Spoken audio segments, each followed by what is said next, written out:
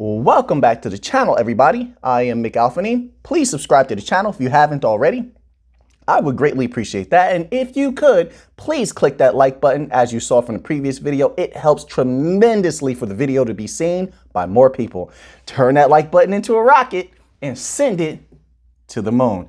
So I have been going down this pathway of searching for more information about multi-blockchain digital currencies, MBDC. I did not believe that that could be the only paper on MBDCs. However, now this is how it's very interesting what companies do with nomenclatures and acronyms, because, and I need to keep this in mind, that different banks and different companies can alter the acronyms of a particular nomenclature or phrasing, word, however you want to put that.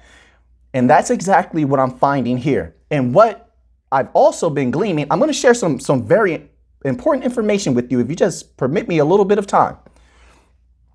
What I found is we've been concentrating on central bank digital currencies as far as individual banking coins and systems like XLM, XRP, ALGO, and HBAR. Cello's in there as well.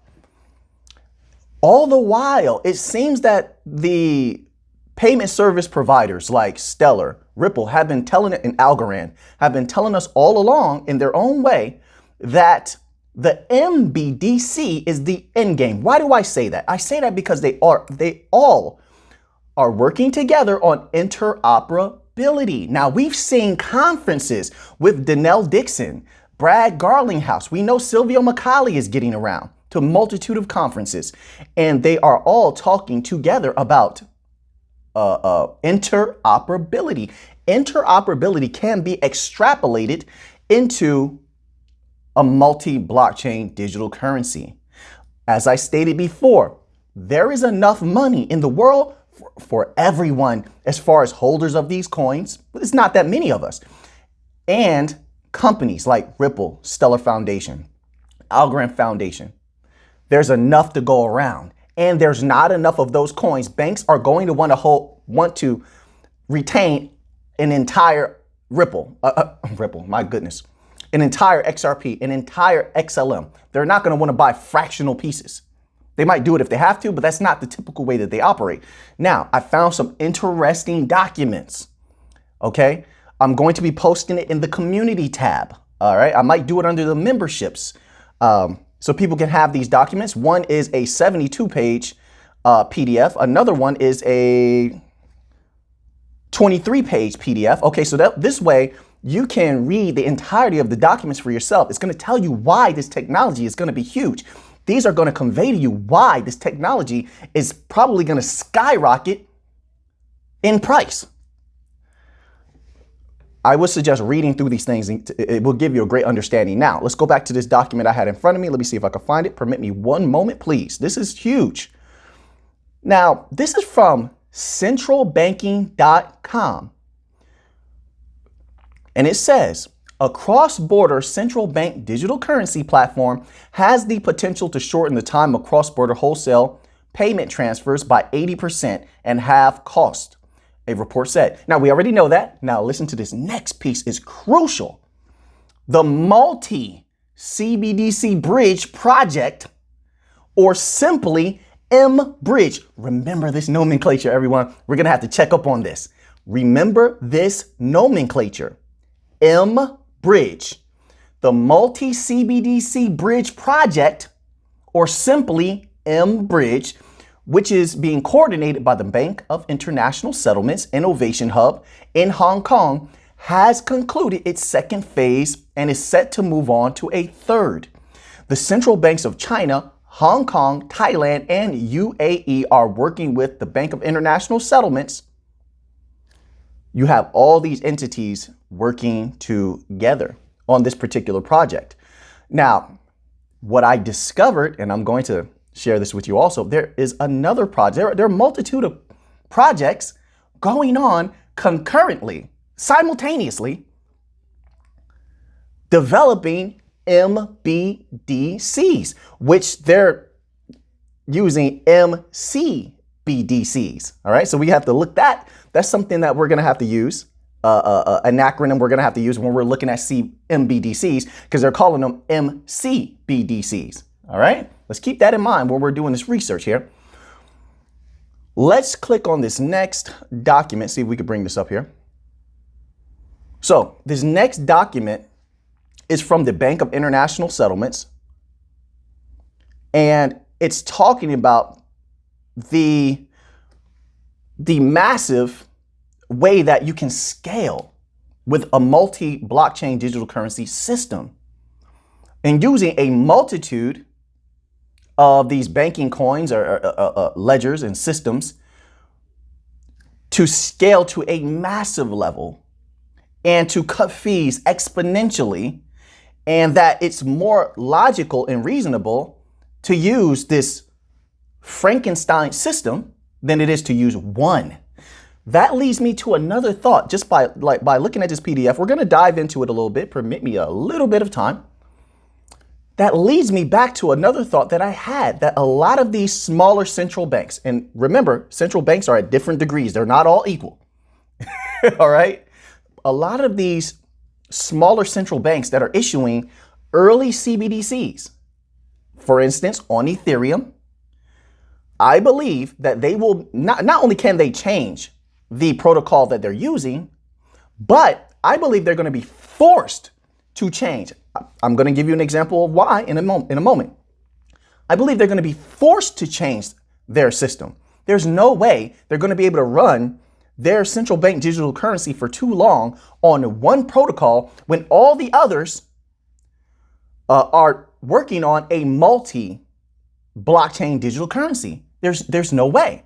One of the things that's interesting here, let me read you section 2.5.1 to 2.5.3. 2.5.1 is about scalability, because there's always this argument. Well, there's always this argument about the scalability of the blockchain. And I never understood it, because I always thought if you combine a lot of these blockchains together, then the scalability goes up exponentially. And as I said before, banks have the money to do that. They have the money to pay certain companies to do it for them. And here's scalability. This is what it says here. This is from Bank of International Settlements. I will be posting this document in the community tab, probably under the entry-level members section. In short, scalability. In short, easy extension to include additional participants and jurisdictions. Allow flexibility for integration to different types of local settlement systems.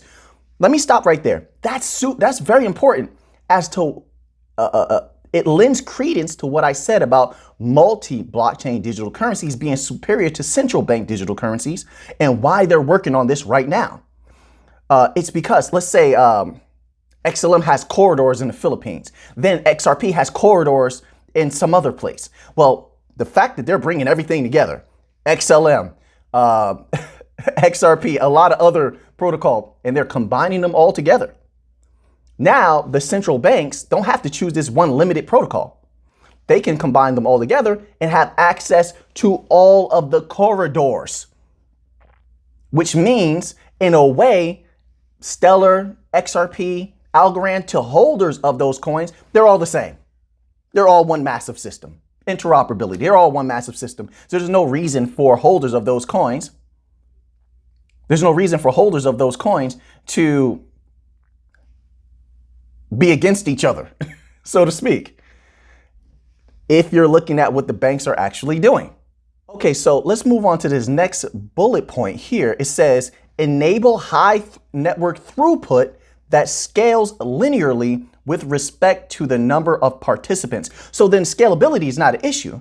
And then also it makes way for the insane high transaction volume that we went over before. That transaction volume paired with the high average transaction value is what stands to possibly skyrocket those prices. That's what's going to do it, which means that those protocol who are chosen, it's going to be multiple. There's not going to be one protocol. That's not what they're saying here. This is what the banks are telling you. They are developing an mCBDC mCBDC, or however they're phrasing it, MBDC. All these acronyms are getting quite hard to remember. But they're developing them right now. This is something we need to start talking about and taking seriously. So we know we don't have to have our eggs all in one basket. You know, I mean, you can do what you want. I'm not here to recommend anything. I'm just here to share this research, and what you do with it is up to you. But they're telling you here in this document, it's going to be a multi-blockchain digital currency is what's going to take over. They may start with CBDCs because some banks already have done that. They're going to move into something superior. And what I'm thinking is because HBAR is involved with some CBDCs, what it seems to me is going by this. Let me read this first before I say what I was going to say. Okay, so section 2.5.3 system availability says, operate continuously with disaster recovery procedures to support resumption of operations in the event of disruption. So here's another interesting document from BIS.org, and it states as such. According to the BIS's most recent annual economic report, multiple CBDC systems that join up national digital currencies and common interoperable platforms offer the greatest potential for improving today's systems limitations. They provide central banks with a clean slate start, not burdened by legacy arrangements or technologies. So this is where they're moving. More evidence. They're telling you themselves. They're moving to an MBDC, or what they're going to call an mCBDC. Telling you right there. So there's going to be multiple winners, not one. Not one. I know so many people want to say it's only going to be XLM. So many people are going to say it's only going to be XRP is the chosen one. Listen, they're telling you, I'm telling you, this is from the Bank of International Settlements. Who are you going to listen to? You're going to listen to the Bank of International Settlements, who runs everything. They're going to set the standard, not some random people, random retail investors. They don't set anything. If you're one track minded, you're going to miss out on so much opportunity. If you put all your eggs in one basket, you're going to miss out on so much opportunity. This is going to be an interoperable system. I'll read it one more time. This is from the BIS.org. I'm going to take a screenshot of this and post it. It says, according to the BIS's most recent annual economic report, multiple CBDC systems that join up national digital currencies and common interoperable platforms offer the greatest potential for improving today's systems limitations. They provide central banks with a clean slate start, not burdened by legacy arrangements or technologies. The BIS Innovation Hub, Hong Kong Center, Hong Kong Monetary Authority, the Bank of Thailand, the Digital Currency Institute of the People's Bank of China, and the Central Bank of the United Arab Emirates are working together to build such prototype platform called MBridge. You haven't seen MBridge yet. You haven't seen MBridge yet.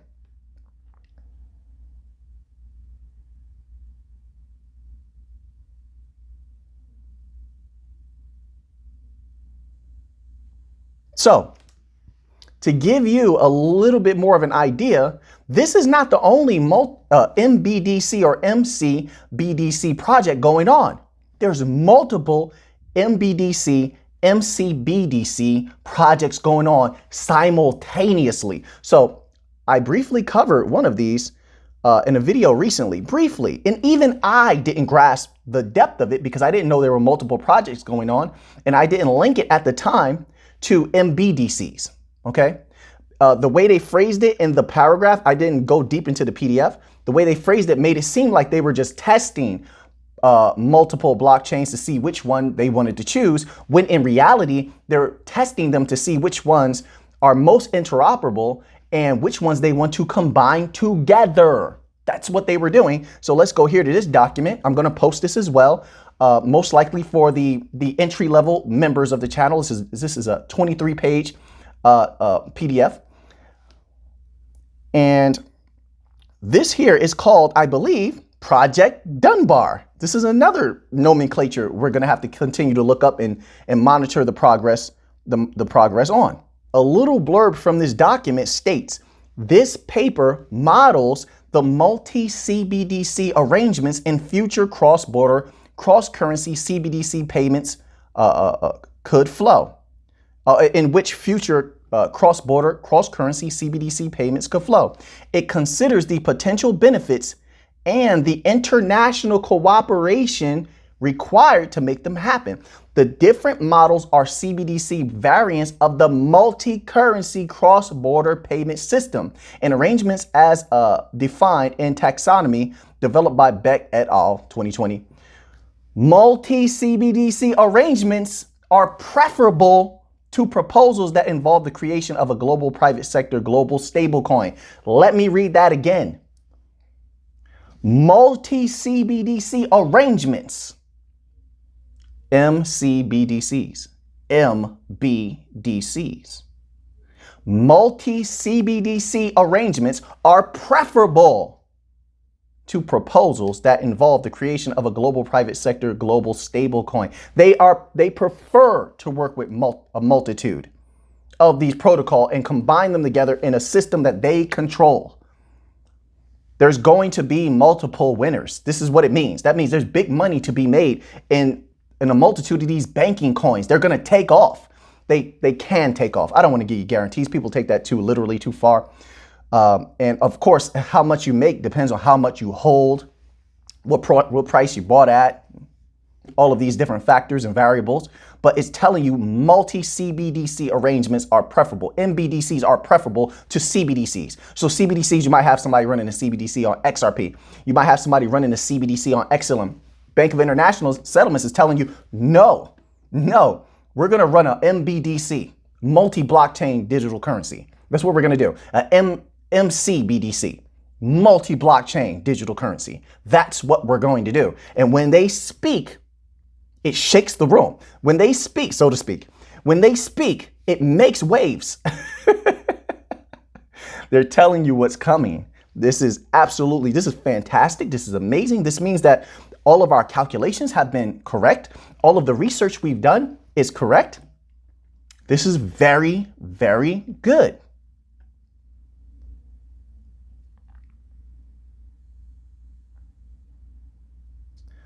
Now, listen closely to this. This is interesting here. It says, we begin with a primer on the inherent frictions in cross-border and cross-currency payments and the different dimensions of interoperability for payment systems. Through this lens, 3 different mCBDC arrangements are outlined, together with their likely hurdles and opportunities. We close with thoughts on how mCBDC arrangements relate to monetary sovereignty and how international cooperation on development and experimentation can help realize those opportunities. This is why all the PSPs are fine with talking to each other and working together. They're not competitors. They're not enemies. They are partners, and they know it. They can't tell you that, but it's up to us to do the research. And if you do the research and listen to what they're saying, read the documents, they're partners. Listen, Brad Garlinghouse has great conversations with Denell Dixon. You've seen the interviews. They talk very, very politely to each other. They're partners.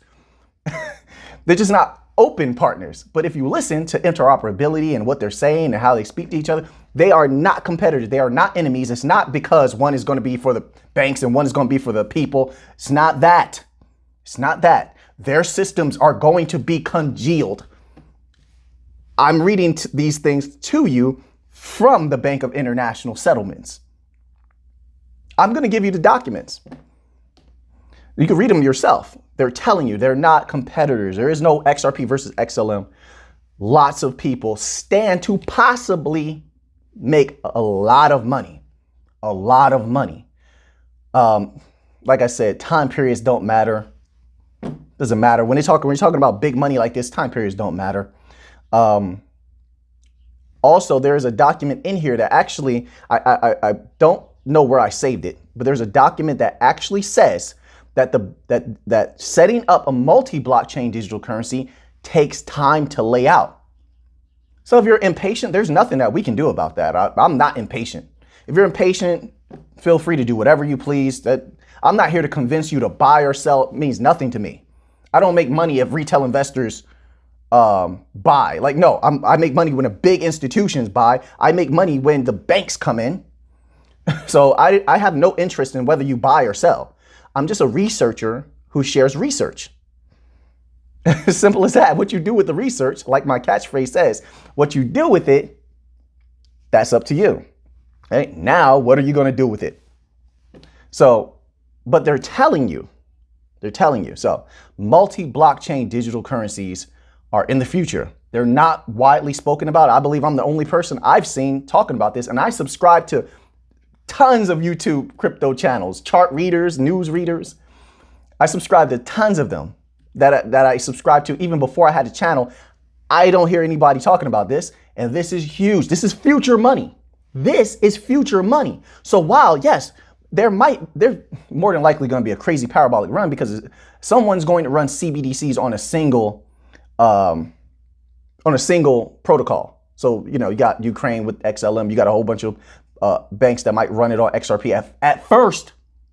But the Bank of International Settlements is telling you that the future is MBDCs. And that means there's future money to be made. So for those people that have the idea, let's say we have this parabolic run with CBDCs and they're like, well, I'm just going to sell a small percentage, you know, take profit, sell half, I'll keep 25%.